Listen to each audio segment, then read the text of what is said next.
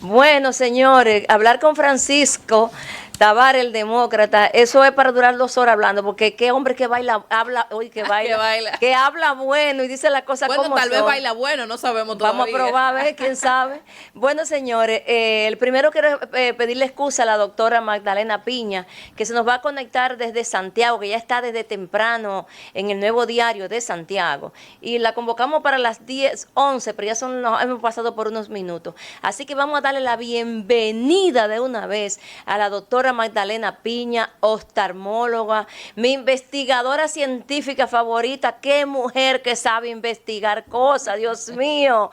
Y hoy la vamos a tener aquí para que nos desmonte, para que nos hable de la falsa contenido de género en todos estos proyectos que nos quieren involucrar, de los activos legisladores de ambas cámaras. Bienvenida, Magdalena Piña.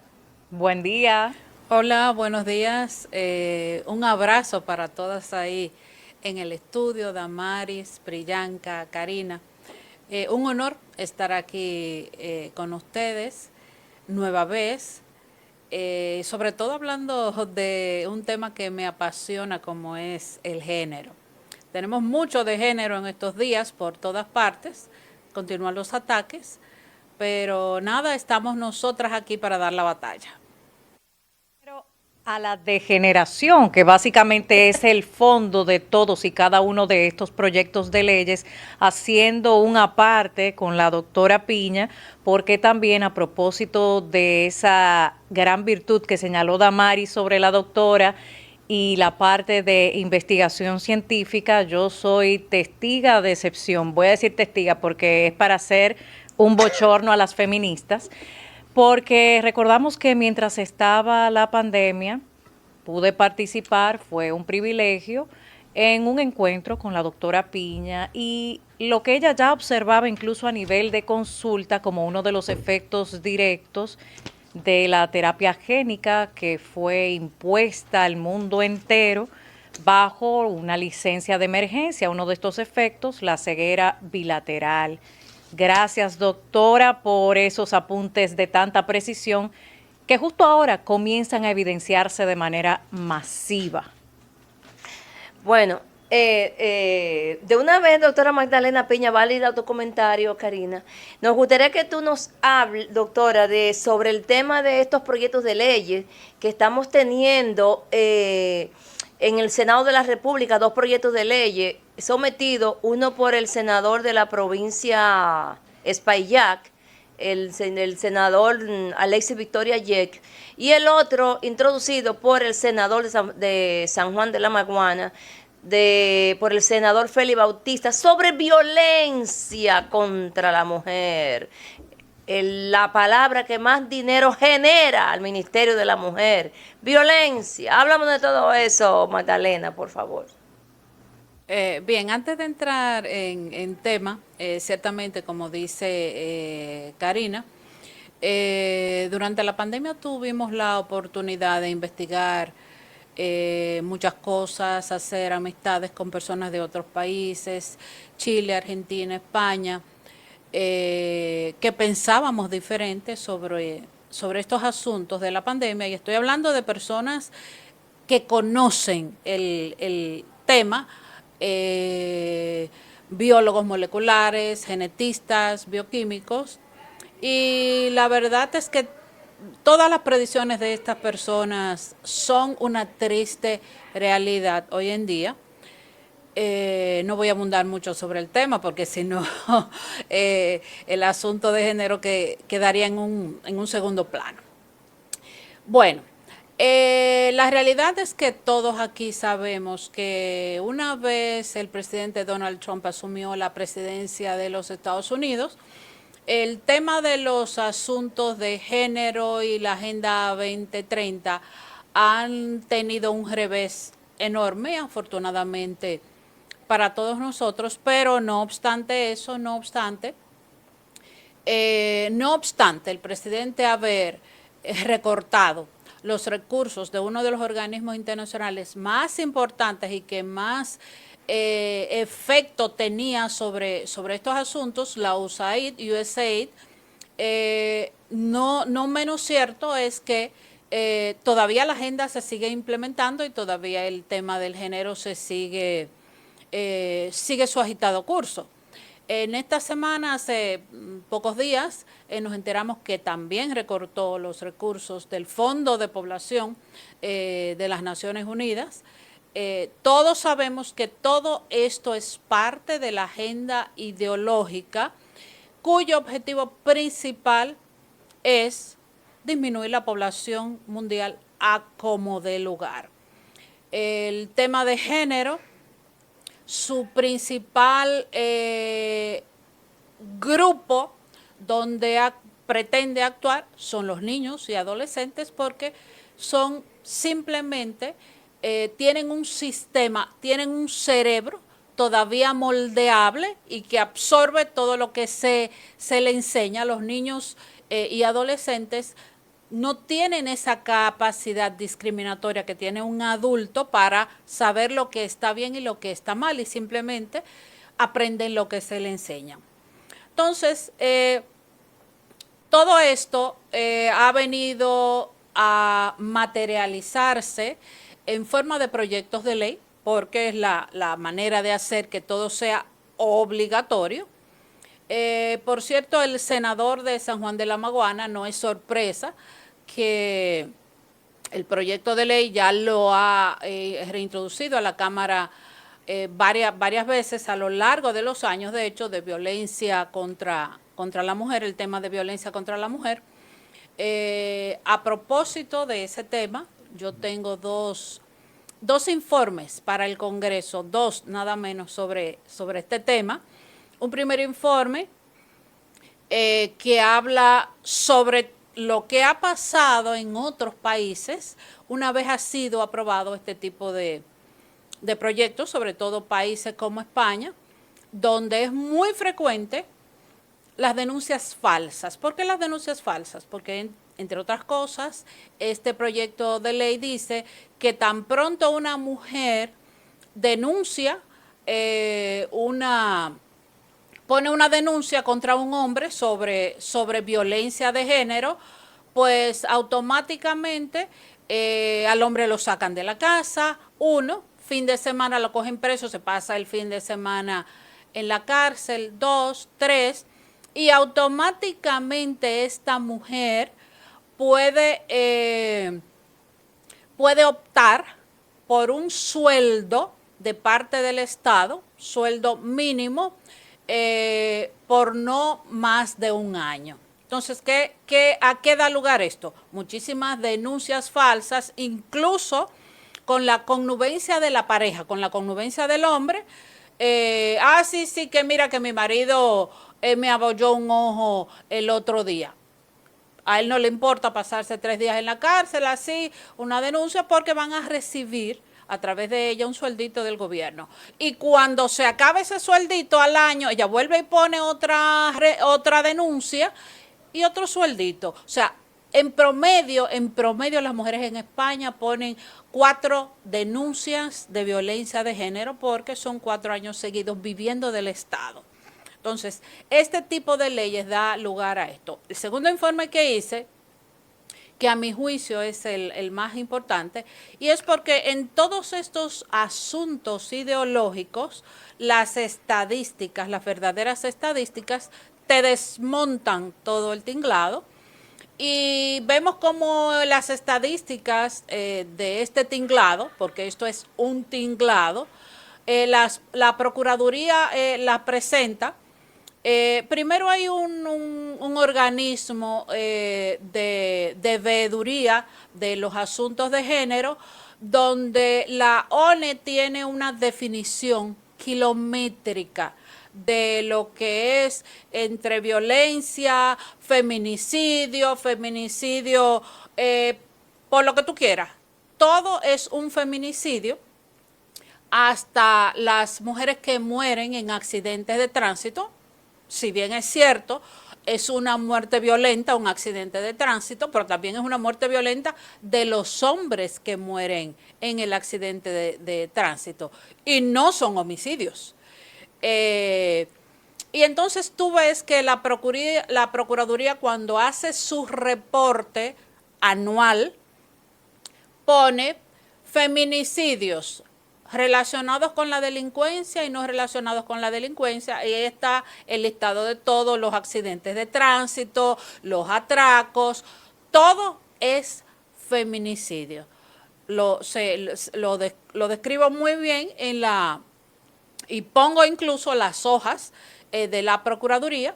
Si bien es cierto, cuando la Procuraduría hace resumen de varios años, pone los números como deben ser, pero en el informe anual te lo ponen de esa manera. Entonces es muy fácil tú darte cuenta cómo manipulan las estadísticas para mostrar lo que no es cierto. En este país, según las estadísticas, por cada mujer que muere, mueren 10 hombres en condiciones violentas. Y no estamos hablando de eso. Estamos hablando de violencia contra la mujer, como si la mujer fuera la única persona del entorno familiar que sufre violencia. Y no es cierto. Las verdaderas estadísticas, también pongo en ese informe, las verdaderas estadísticas de los feminicidios y la violencia intrafamiliar en todo el mundo, que habla, uno, que las mujeres pueden ser tan o más violentas que los hombres, y dos, que en los casos de violencia, si bien es cierto que los hombres son más violentos en un 60%, las mujeres lo son en un 40%. Con lo que desde el punto de vista estadístico hay prácticamente un empate. Así que vemos que el tema de la violencia primero, la violencia no tiene género, uno. Dos, el tema de la violencia se ha convertido en un tema ideológico con el asunto del género. Pienso que por todas las cosas que tienen este tipo de proyectos de ley, a pesar de haberlos reintroducido 1 millón de veces en la Cámara de Diputados en aquel entonces, no ha llegado nunca a ninguna parte, porque hay simplemente que sentarse a leer para que usted se entere que este tipo de proyectos intenta inmiscuirse en todos los aspectos, tanto de la vida pública como de la vida privada de las personas, y te das cuenta, aún sin saber mucho, que son proyectos extremadamente perjudiciales. Otro de los proyectos era el proyecto que recién retiró la senadora que ayer lo puso, sobre el tema del asunto del género en la educación preuniversitaria. La realidad es que con esto se pretendía hacer de manera oficial, pero oficiosamente ya tenemos todos estos asuntos de género, sobre todo en los adolescentes nuestros. En este país hay una ONG que se llama COICA. COICA es la USAID, pero de Corea. Y esta ONG tiene mucho tiempo apoyada por el gobierno, asesorando al gobierno, introduciendo estos asuntos de género, sobre todo en la región sur del país, que es donde trabajan. ¿Cuál es el grave problema con todo esto? ¿Qué es lo que hacen estas personas y estos organismos internacionales? Bien, lo primero es que introducen todo el tema de género a través de lo que se llama la educación sexual integral. ¿Qué es esto? ESI se llama. Y esta educación sexual, que mucha gente dirá, pero bueno, no está mal enseñarle a los adolescentes, porque como quiera que sea, ellos andan ahí como chivos sin ley y por lo menos que aprenden un poco. No, hay que ser un poco ignorante para decir eso, porque si usted se entera de lo que significa la ESI, usted no lo diría. ¿Qué significa la ESI? Lo primero es que la ESI tiene un enfoque de derechos. Implica, según la ESI, que el niño y el joven tienen derecho a tener una vida sexual. En serio. ¿Desde cuándo los niños tienen vida sexual? Entonces estamos hablando que son derechos inventados y que se asume que son ciertos. Segundo, que a los jóvenes, los niños tienen derecho a masturbarse. ¿Desde cuándo? De hecho, los psicólogos de toda la vida han tenido el hecho de que un niño pequeño se esté masturbando muy frecuentemente, siempre ha sido un fuerte indicativo de que ese niño está siendo abusado sexualmente. Porque los niños, por norma general, no se están masturbando. Y si ese niño en particular lo está haciendo muy frecuentemente, significa que alguien se lo está haciendo al niño. Por lo tanto, el niño, como una conducta aprendida, continúa haciendo lo que el adulto ya le está haciendo. Entonces, antes era un abuso sexual que el niño se masturbara y ahora viene a ser una norma que debe ser obligatoria. O sea, hay que respetar al niño que se esté masturbando. Tercero, los adolescentes tienen derecho a tener una vida sexual y reproductiva, a tener educación sexual y reproductiva, a disponer de anticonceptivos, condones, si se quedan embarazadas, a disponer de un aborto sin que sus padres se enteren. Es lo más peligroso de todo, porque todo esto va a pasar con el desconocimiento total de los padres, lo que es un peligro absoluto. Imagínense que a usted le llamen del hospital que su hija ha muerto desangrada por un aborto y usted ni siquiera sabía que su hija andaba por la calle teniendo sexo y muchísimo menos que estaba embarazada. Se les provee de la píldora del día después, que es una pastilla abortiva, tenemos que tenerlo claro, y clarísimo que el aborto en este país todavía, y seguro que seguirá así, está prohibido. Entonces, todo esto implica género.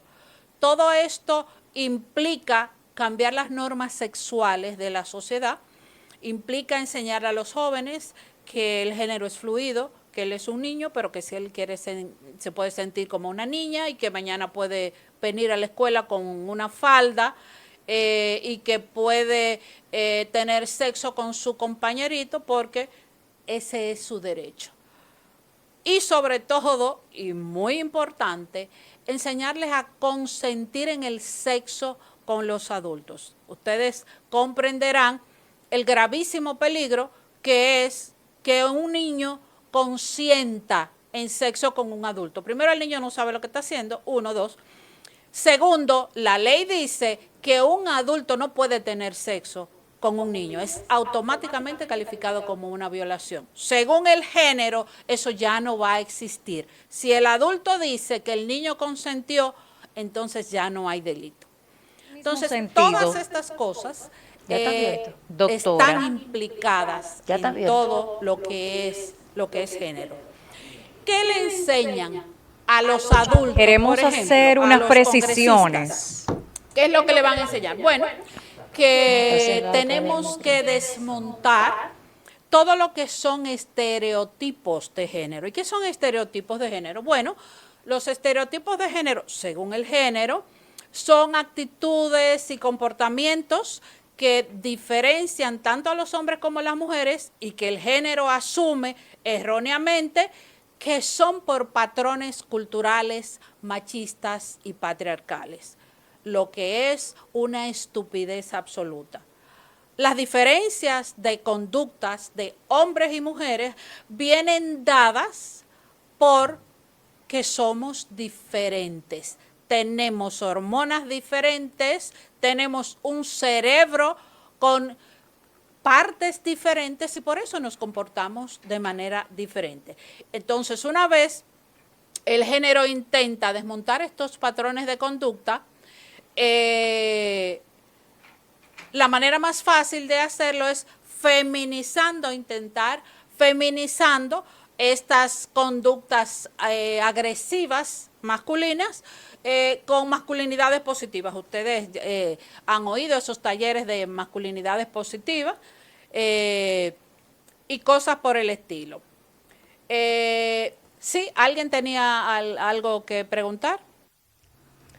Sobre la parte legislativa de imponer esta degeneración con el nombre o el subterfugio de género, hace un tiempo en la República Dominicana se impuso, porque básicamente así fue que llegó al Congreso, una normativa para penalizar la violencia contra la mujer.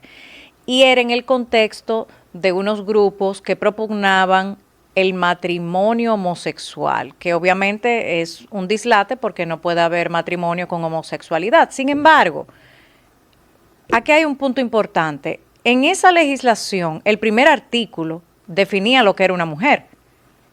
Y ahí fue donde se introdujo el elemento que había sido previamente rechazado de la unión civil entre homosexuales, que era definir la mujer de acuerdo a cómo se autopercibiera la persona.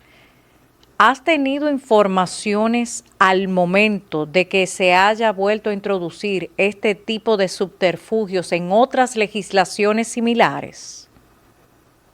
Bueno, mira, en principio cuando el senador de San Juan introdujo este proyecto de ley por primera vez, si no me equivoco, en el año 2012 o algo así, tenía precisamente la definición de mujer como que, entre otras cosas, de cualquier persona que se sintiese ser del sexo femenino. Esto llevó a muchas discusiones. Algunas personas llegaron a hablar con el senador entendió realmente el error que era esto y retiró el proyecto en ese momento e hizo el arreglo, quitó la definición de mujer. Posteriormente, una diputada, Magda Rodríguez, volvió a reintroducir en el curso de los años el proyecto varias veces, ya sin esta cláusula, pero debo añadir que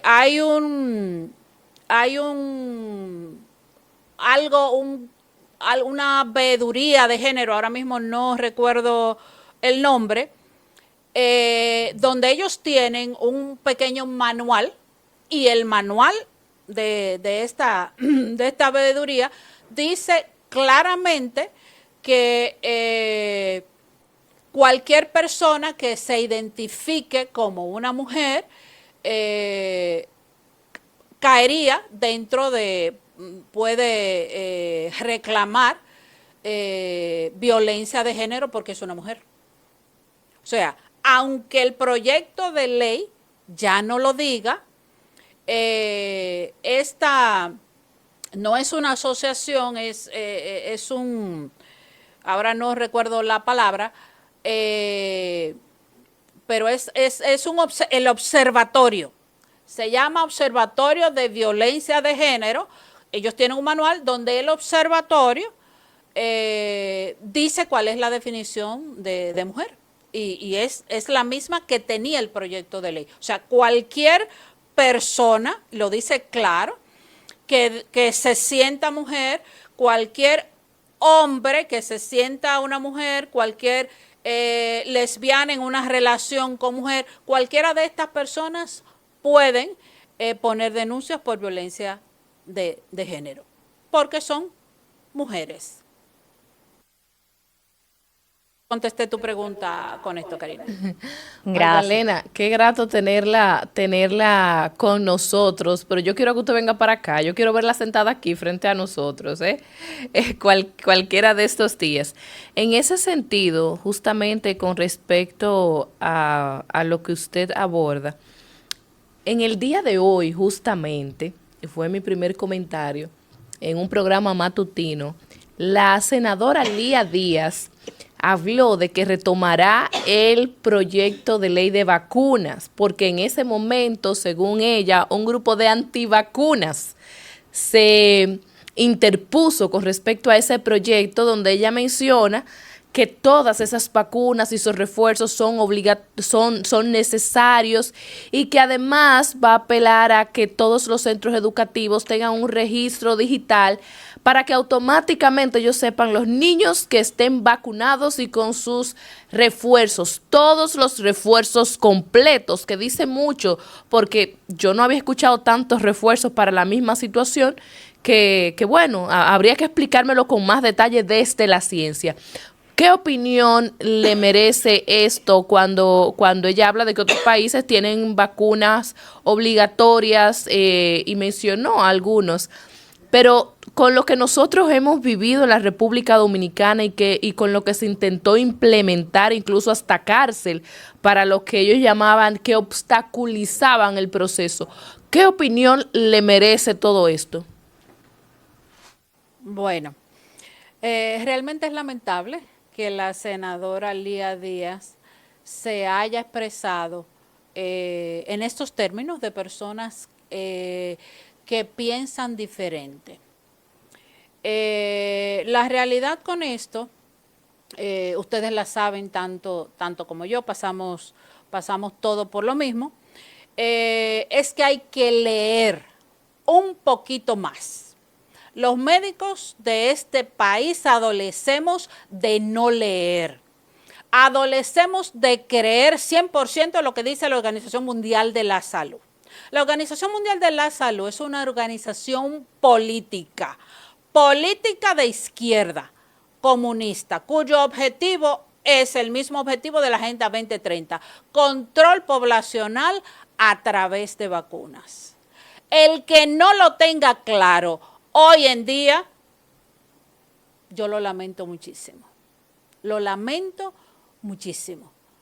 Pero lamentablemente los pediatras en todo el mundo, en este país, son vacunólogos por teoría. O sea, los pediatras aprenden, lo primero que aprenden es a vacunar y terminan vacunando.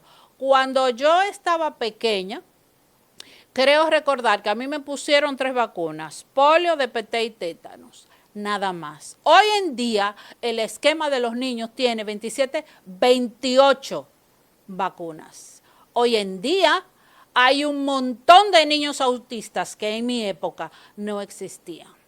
Y no estoy diciendo nada que no haya dicho ya mucha gente. El encargado de médico de Estados Unidos, Robert Kennedy, ya ha hablado de ese tema y el Congreso va a investigar de manera oficial la relación de las vacunas y el autismo en los niños. Ahora bien, No se de fondo este tema. la senadora Lía Díaz está en todo su derecho de volver a reintroducir el proyecto de ley.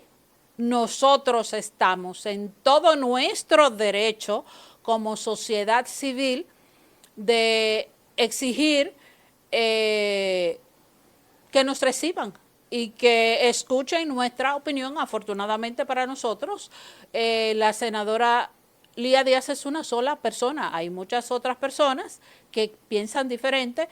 En Cámara de Diputados hay personas que piensan muy diferentes. Hay personas que han quedado muy escarmentadas con el tema de la vacuna y el COVID y que tienen las ideas muy claras.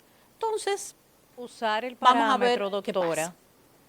En otros países también está la experiencia ante la alta letalidad infantil que atribuían en un principio precisamente a la gran cantidad de vacunación obligatoria por el calendario, porque sabemos que es una situación que se expande a nivel mundial y que esto va de manera conjunta con una alta toxicidad para ese niño y su sistema inmune. Hay una prueba reciente que pudiéramos usarlo también como parte de esa defensa al derecho de todo padre a elegir lo que es mejor para su hijo, de un cambio en el calendario vacunal de 48 meses hacia abajo, los niños sin recibir vacunas de ninguna índole, y automáticamente descendió en más de un 90% la letalidad infantil, de manera que ese es uno de los principales indicadores que en este contexto podrían ser utilizados. Ahora bien, doctora Piña, hay otro punto, porque hemos visto que el tema del género ya ha ido degenerando hasta ser una embestida directa contra la infancia, contra la mujer y cada uno de los miembros de la familia, desarticulándola desde su núcleo. Por eso yo quiero retomar la legislación de la República Dominicana, porque si vamos a la ley 24-97, que es la que establece la violencia intrafamiliar y contra la mujer como una norma para prevenirlo y sancionarlo, yo quisiera a su juicio que nos explique por qué esta legislación del año 97 no reúne los requisitos para ser ejecutada y prevenir esta violencia que tanto se procura con estos nuevos proyectos de leyes completamente diezmables para la familia, y en dado caso agregar cualquier tipología que se haya adicionado en estos tiempos. Aquí se habla de que se tipifica la violencia como delito, incluye violencia doméstica dentro y fuera del hogar, la violencia sexual entre parejas, también establece penas para la violencia física, psicológica y sexual contra la mujer, y ha sido en otras ocasiones modificada y complementada por otras leyes y medidas para fortalecer la protección de las mujeres. ¿Por qué no se utiliza este marco legal como fundamento para continuar protegiendo a la mujer? Mira, la respuesta es muy sencilla. El objetivo aquí no es proteger a las mujeres. El objetivo aquí es utilizar a las mujeres para, entre otras cosas, destruir matrimonios, destruir relaciones. ¿Por qué?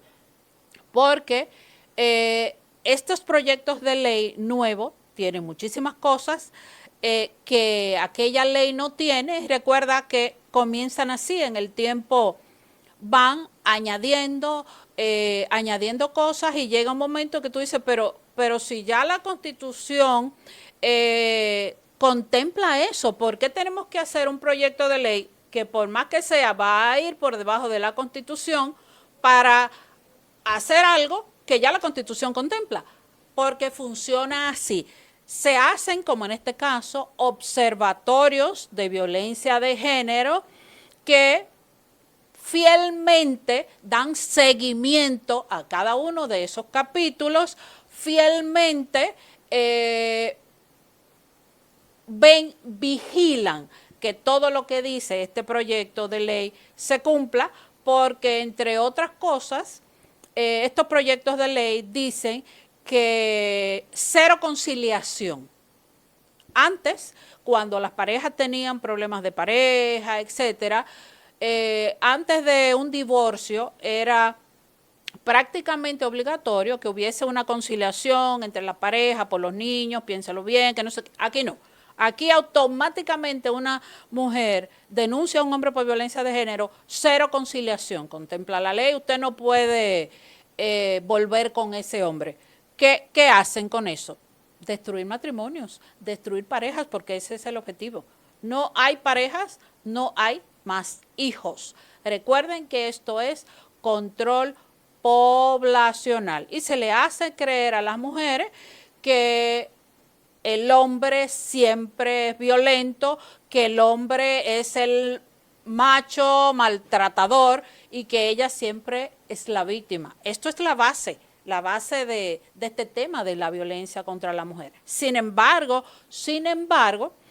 cuando hay episodios de violencia entre parejas homosexuales, esto no se habla. No existen las estadísticas donde hable de esto, porque el género da todo. El hecho de que haya violencia igual en parejas homosexuales que en parejas heterosexuales desmonta la teoría de género, de que el macho es siempre maltratador y que la mujer es la víctima, pero en parejas lesbianas también existen absolutamente el mismo porcentaje que en parejas homosexuales. Por lo tanto, el género no puede ser la base para la violencia, pero esto no existe. Y una cosa muy importante que quiero traer a colación sobre las estadísticas, y es que para poder hacer todo este montaje de violencia de género, Se han venido haciendo, con el paso del tiempo, que si estudios, que si aquí, que si allá, que si mataron a una mujer, salen en todos los periódicos, salen en las noticias, pero cuando una mujer mata a un hombre, no sale en ninguna parte. De tal manera que no sale ni siquiera en las estadísticas de la Procuraduría. 0.